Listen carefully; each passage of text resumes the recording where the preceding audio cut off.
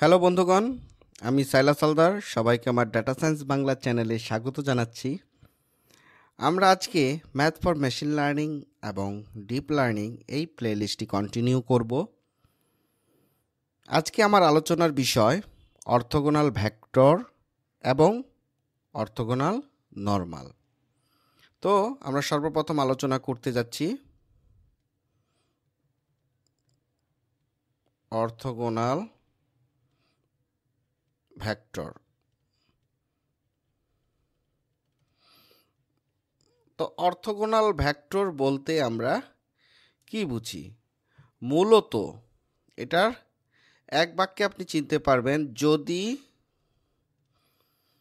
কোনো ভেক্টরের dot product is equal to 0 হয়, অর্থাৎ দুটি ভেক্টরকে ডট গুণন করার ফলে রেজাল্ট যদি 0 আসে, তাকে আমরা অর্থোগোনাল ভেক্টর বলবো। তার মানে জিনিসটা এরকম দাঁড়ায়, যদি ইউ একটা ভেক্টর হয় এবং ভি একটা ভেক্টর হয়, এদের মধ্যে যদি ডট গুণন হয় সেক্ষেত্রে রেজাল্ট দাঁড়াবে 0।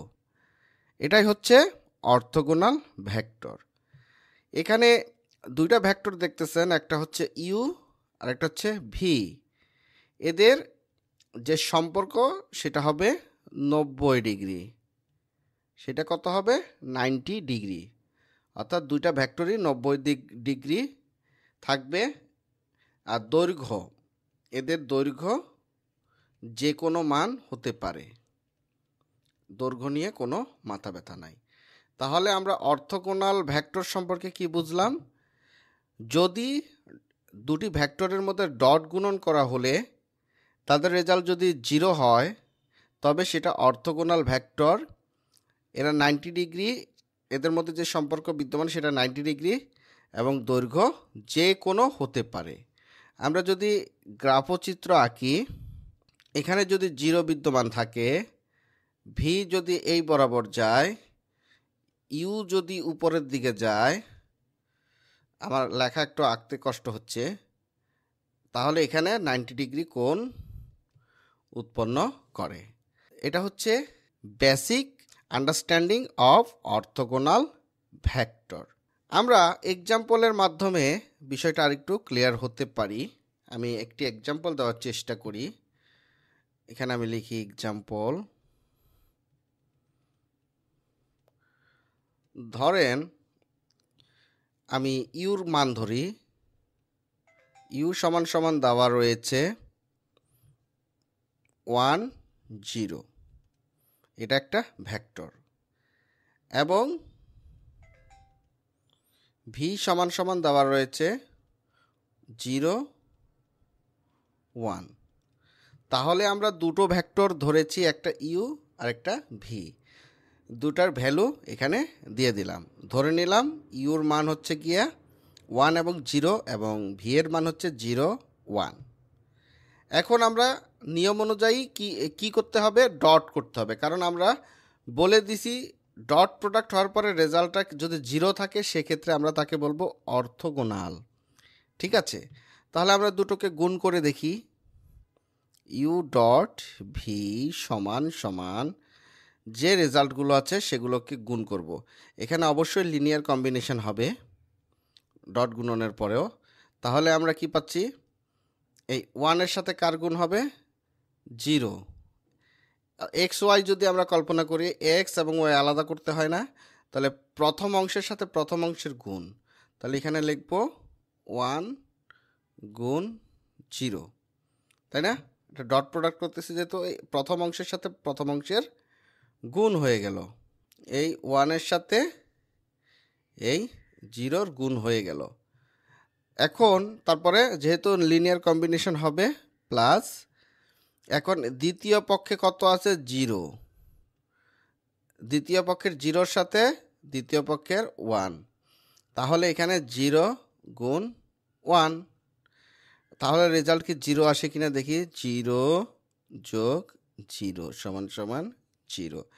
যেহেতু আমি ডট গুণনের পরে রেজাল্টটা পেলাম 0, সেক্ষেত্রে আমি এই ধরনের এক্সাম্পল, এই ধরনের ভেক্টর গুণনকে আমরা বলবো অর্থোগোনাল ভেক্টর। এগুলো অর্থোগোনাল ভেক্টর। আশা করি অর্থোগোনাল ভেক্টর দেখতে কেমন বিষয়টা আপনারা ক্লিয়ার হয়েছেন। এখন আমরা দ্বিতীয় যে অংশ সেটা দেখব, সেটা হচ্ছে অর্থনর্মালটা কেমন। আমরা একটু দেখি অর্থনর্মাল, এখানে লিখি।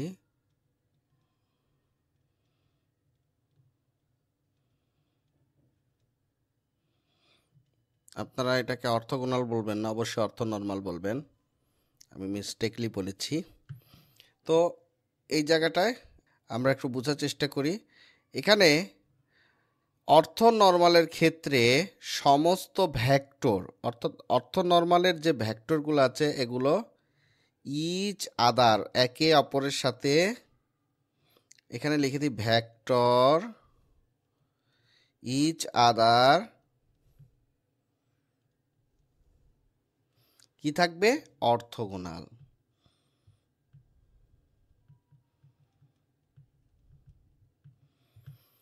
তাহলে অর্থনর্মালের প্রথমেই আমরা পাচ্ছি ভেক্টরগুলো ইচ আদার কি থাকবে, মাস্ট অর্থোগোনাল। ভেক্টরগুলো কি থাকবে, অর্থোগোনাল।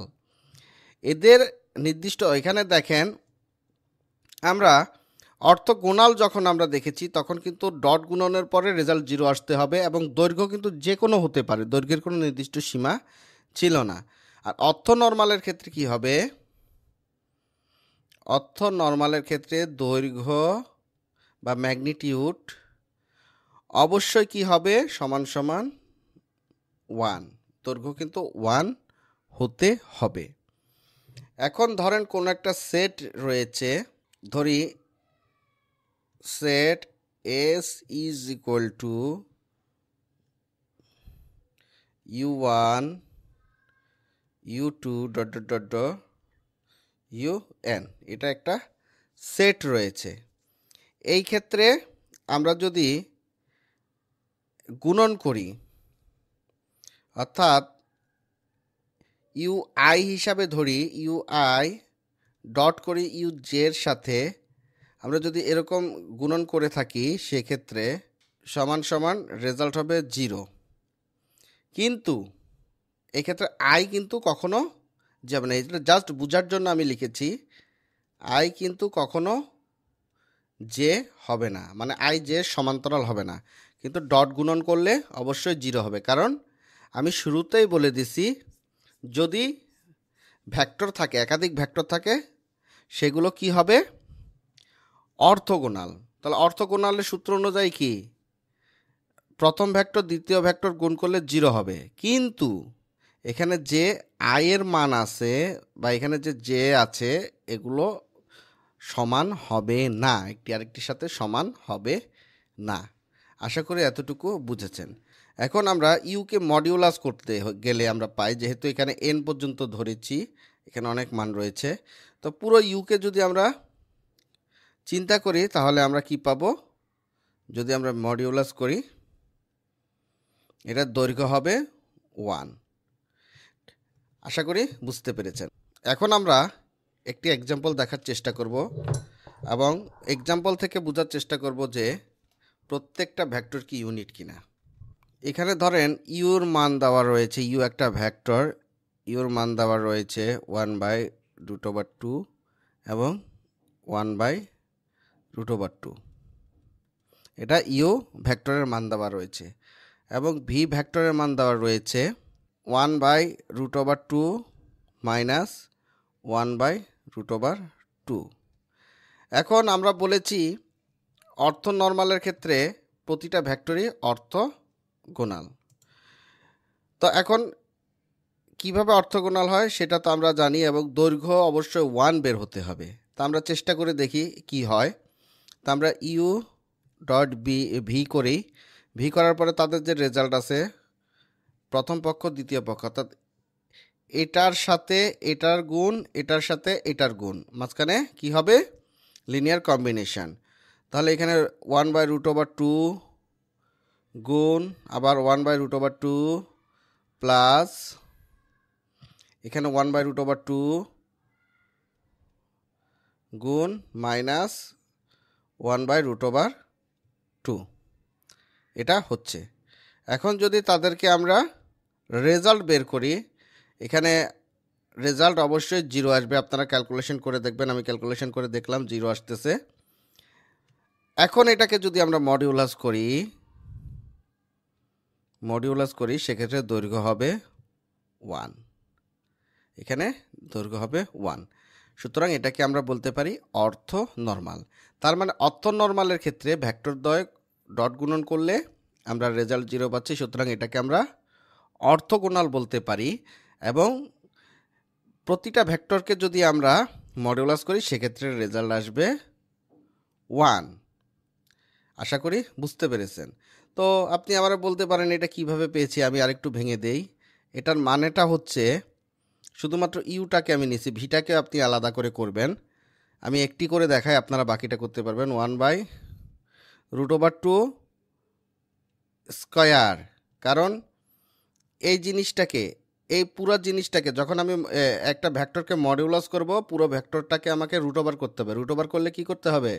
স্কয়ার দিতে হবে। কারণ এটা তো ফাঁকা, আমি মডিউলাস করেছি ভেক্টরটাকে, তাহলে এটাকে √ওভার করতে হবে না?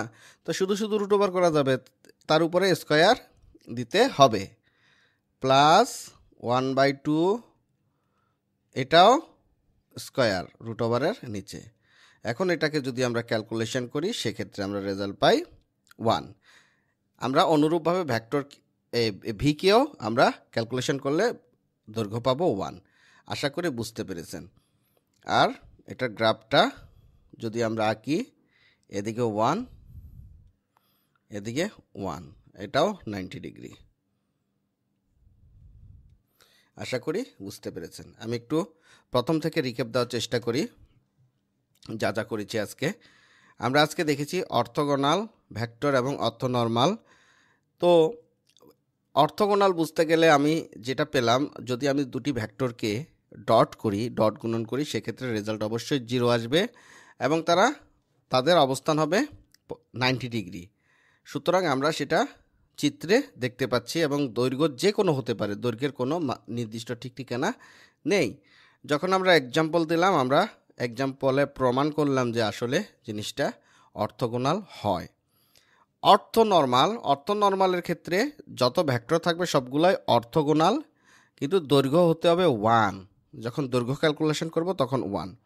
তো আমরা দেখলাম যে দুটি ভেক্টরকে গুণ করলে আমরা 0 পাই, সেহেতু এটা অর্থগোনাল।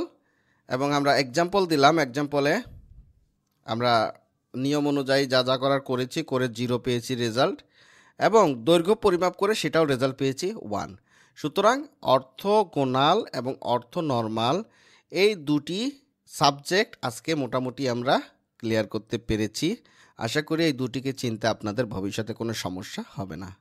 তো আজকের ভিডিও ভালো লাগলে লাইক, কমেন্ট, শেয়ার দেবেন, আমার সাথে সাথে থাকবেন। সবাইকে ধন্যবাদ।